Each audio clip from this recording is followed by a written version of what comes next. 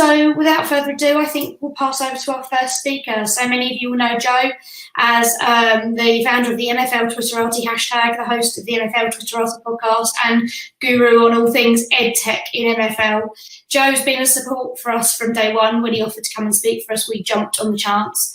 And Joe's been instrumental in building the strong MFL community that exists on Twitter. And personally, I have to say, it's been a great source of support and encouragement in various projects like MFL Chat and my podcast. So it's an absolute pleasure. I'll pass you over to Joe. Thank you so much, Bex. And thanks hugely to the team for putting this amazing event on. So I've only got a few minutes, so I'm going to crack on and share my screen. It's an absolute pleasure to be here. I'm going to talk about blended learning, but particularly about speaking. I hope everyone can see my screen. I can't see the chat right now, so if there are any questions that come in, I can't see them, but I will reply to them afterwards. So I'll just click on present. And so what I thought I would do was focus on speaking in and out of the COVID classroom through a blended learning approach. I'm an independent languages consultant, a former language teacher. I taught for 13 years, teaching secondary school level for 3 years and 10 years at middle school on the Isle of Wight, which is where I still am right now. I'm Joe Dell on Twitter, joedell@talk21.com via email if you want to keep in contact about anything I'm going to be talking about. I'm going to share my whole presentation with you as well, and I hope you find this useful. So let's carry on. So as you can see, I'm going to be talking about different ways in which we can practice speaking either synchronously or asynchronously. You'll see I've used 1 or 2 Bitmojis in this presentation, which hopefully you'll find amusing. I know lots of people in the MFL Twitterati are fans of Bitmojis, and it's very simple. Just with the Bitmoji Chrome extension, you can just drag and drop your Bitmoji into your Google Slides presentation, and away you go. And I think the message on the mask, which was not me, it was down to Bitmoji to make that. Our voices have power. I think that couldn't be truer than the MFL Twitterati. So it's lovely that so many people are joining us here, as Beck says, on a Saturday morning. Okay, so here's a little a couple of screenshots from the University of Leicester and the Alice Smith School in Malaysia. I don't know if you can see that, but there are sort of these screens in front of the students. Is this what we mean by the new normal languages classroom?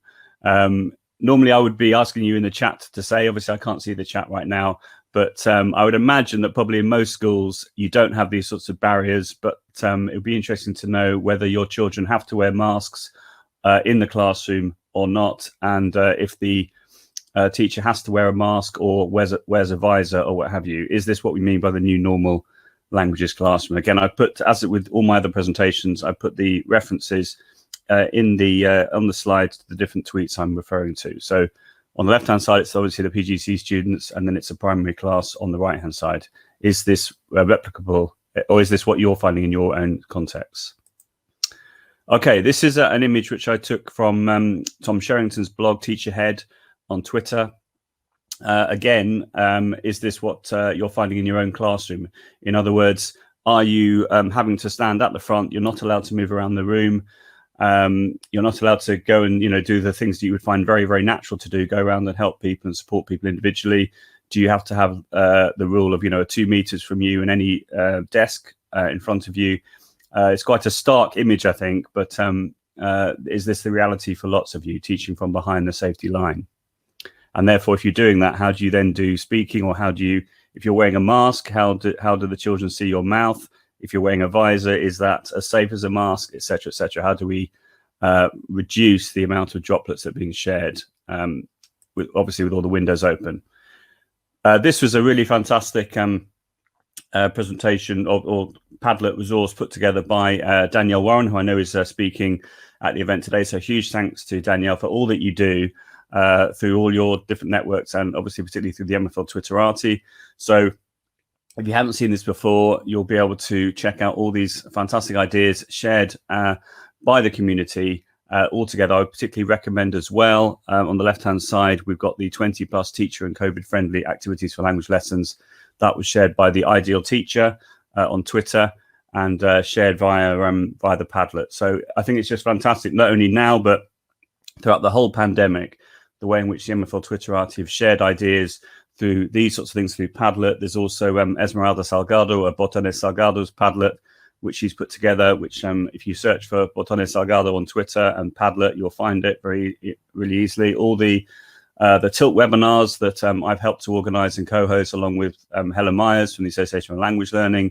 If you don't know about those, go onto my YouTube channel, search for Jodel100, and you'll find all 50 plus webinars have been recorded. You can check them out there, or go onto the AWL London website and find out where all the listings are of the previous webinars. Helen has done an amazing database of all the Tilt webinars we've done since lockdown. So you can go through and you can check out all the different tags and what have you that Helen's put there. So it's a real treasure trove of resource if you're looking for any sort of support around these very challenging times. Likewise, talking of Esmeralda, this is her blog. I thought I would particularly mention this in the context of the talk today. So she's written some fantastic ideas around how you can deal with speaking from Key Stage 3 to GCSE exam in the COVID classroom. So again, I would recommend her blog unreservedly. It's been absolutely fantastic the way she's been sharing all her ideas on her blog as well as via Twitter. But that one gives lots of practical ideas around things that you can do in the classroom to practice speaking, as well as some ICT ideas to support that as well, some of which I'm going to be sharing with you today. Okay, if you're a primary languages teacher or you're interested in this sort of methodology, then I would also really recommend checking out the Primary Languages Network podcast, which is normally an audio podcast, but this was the first video podcast that they produced. So this is Janet Lloyd. If you don't know Janet, Janet's an amazing person who runs the Primary Languages Network along with lots of her colleagues who are supporting teachers and have been for many years, particularly in the northwest of England. And in this particular podcast episode, which is available on YouTube, you've got the link there. She's talking about ways in which you can speak or sing, in particular, in the COVID classroom. E.g., things like if you're allowed to go outside and be socially distanced, or maybe go to the school hall to be socially distanced in that way, or maybe to mime the words instead of actually saying them, or holding up a mirror in front of your mouth so that you can see yourself breathing onto the mirror, and you can practice it in that way. So it's a 30-minute podcast. I'd really recommend having a look at it. She's got some really lovely ideas which would be applicable for Key Stage 3 as well. Okay, this one is thanks to Rachel, Steve, and Claire, who I'm sure you all know on Twitter. So Rachel asked the question, can someone please remind me what the decision rules are now about core repetition and speaking work, which of course is very pertinent right now. And as you can see, Steve has said, my understanding is there isn't any. Now, that's very interesting, isn't it? That the DfE hasn't come up with any official guidelines. Presumably, if they were to do that, they would then be liable if something were to go wrong. Obviously, I don't want to get too political here, but there we are. And then Claire has been an absolute star. She's talking, as you can see here, choral speaking is being treated by most head teachers in the same way as singing. In my primary settings, I'm allowed to do choral speaking with groups of up to 15 children at a time. Ultimately, it's up to your head teacher and their risk assessment, which seems to be something which Claire has made very, very clear. So there isn't official guidelines. It seems to be down to individual schools and the individual head teacher and the risk assessment they put together. Now, in the next slide, Claire has, she tweeted a picture of the response that she got from the DfE when she asked them about this particular point. And as you can see, I'm not going to read the whole thing out now, but as you can see, it's a very sort of general response, and it simply just points people towards the guidance that has been given to schools in general, but nothing to do particularly with speaking or with singing. So again, I put the link at the bottom there, but I just think it's very disappointing that the government haven't given any particular advice about that, because then what do you do with speaking? And again, as I can't see the chat, please do share ways in which you are doing speaking at the moment and keeping it as safe as possible. So I presume things like speed dating and things like that have gone out the window, but please do share some ideas so we can all benefit from everyone's expertise. Okay, so this is Claire's blog, Changing Phase. If you haven't seen it before, it's absolutely fantastic. In the first blog post, she talks about the new normal classroom, and she talks about how she's dealing with the situation, how she set her classroom up. She does make it very clear in red, if you can see on the screen there, that she's not a health expert. So any advice that she gives, you need to obviously refer to your own context, your own head teacher and what have you. But I think it's really fantastic. Not only that people blog in general, but obviously particularly at the moment, the way people are blogging, the way people are sharing ideas via social media, it's just absolutely fantastic. And then on the right hand side, she's given some practical suggestions on using a PowerPoint. She's very, very, very generous with her resources in general, as I'm sure you all know, through her Lightboard Languages resource, which is completely free. And she's made this PowerPoint available for free as well from her blog. And it just gives some suggestions how you could use PowerPoint as a way of managing choral speaking. So a huge thank you to Claire.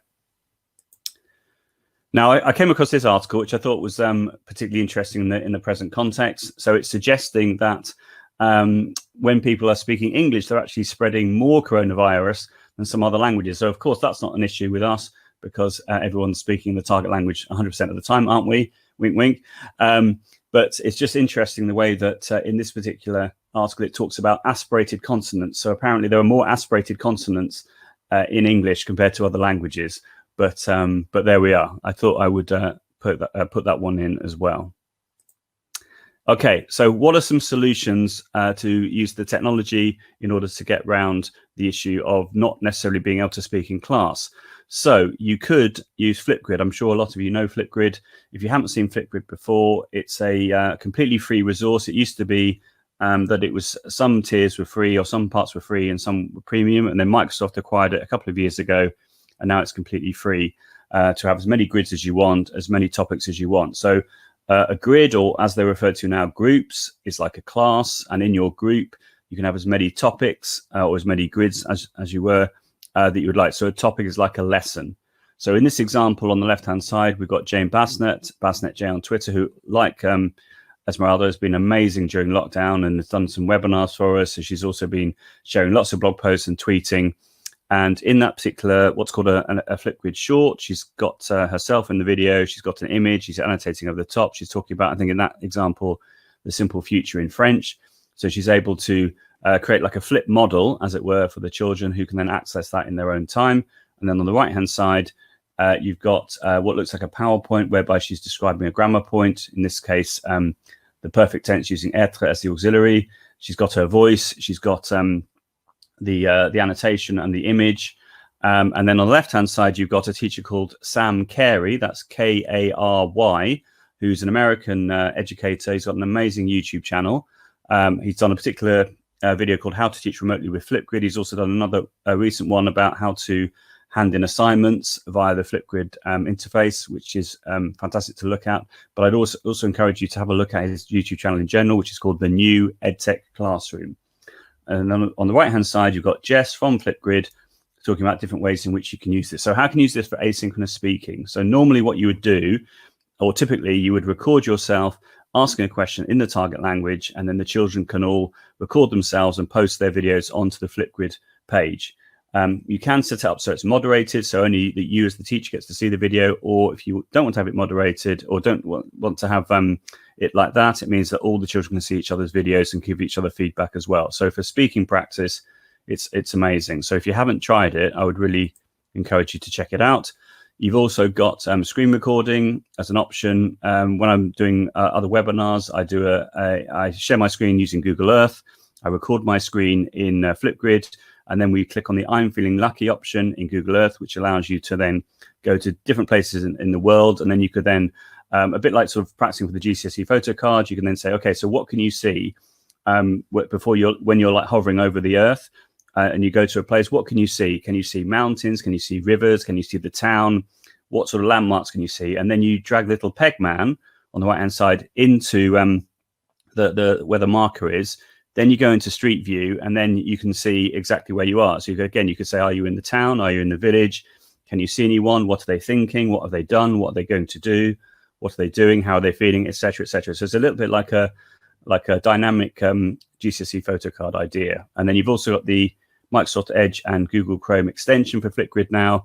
A little screenshot there about how a school in UAE was using Flipgrid in April during lockdown. Another idea, which is good, I think, for speaking practice in conjunction with Flipgrid, Flippity Randomizer. Please let me know in the chat if you've used this before. So essentially, this is good for sort of sentence builders. So you have the different columns appearing on the screen. just go to Flippity to find out how to do this. It's very straightforward. It just all works from a Google Sheet. And then you just simply put the different columns in, spin the wheel, and then they all come up. And then in the next example, this is Mike Elliott, who I'm sure a lot of you know, Mike Elliott MFL on Twitter. And he's using Flippity in conjunction with Flipgrid so that he spins the wheel. He then says what comes up, he pronounces what comes up in the target language, and then he translates it for you. So in other words, the idea would be that the children would all record their screens using the Flippity Randomizer and then send the video straight to the Flipgrid, which I just think is absolutely fantastic. So again, you can check out the example there in the video. Quicker Conversations is also a really nice way of doing a remote speaking practice or asynchronous speaking practice. You create your Quicker Conversation. I've got a little video clip, which I'm not going to play now, but you can watch that in your own time, which basically goes through the process. You create your first recording. You then share the link with the students. They can then all record their answers to the recording, to the thread. You can turn on moderation, which I explain how to do in the video. You can then approve their audio or delete it. And then you can also right click and download any audio that you want to, because for the free version, the audio is deleted automatically after 3 months. But if you pay like £1.50 a month, then you can keep it forever. And it is GDPR compliant because all the audio is kept in servers in the UK, which is great. And it was designed by a physics teacher in the southwest of England, who is very amenable for you to get in contact if you're interested. Here's some lots of other ideas around speaking homework that you could use in the present context, which I wrote on the Facebook group, Modern Languages Teachers Lounge, as well. And I've also put it in a Google Doc to give you access. Just a thought, a little bit of a plug. If you do want any help during this time, I have put together 18 example sessions on teaching languages remotely or in a hybrid session or what have you. So have a look at that if you're interested. I'd love to hear from you, and I'm be more than happy to do some webinars. And here's my presentation with about 3 minutes to go. If you'd like that, again, if someone could write that in the chat, then you'd be more than welcome. So thank you so much to the team for giving me this opportunity. And I'm going to be here all day or for the whole time. So enjoy the rest of the presentations. And thanks ever so much to the presenters and to the hosts for putting on this fabulous event for language teachers during this very difficult time. Thanks, everyone. And I'm going to stop sharing now.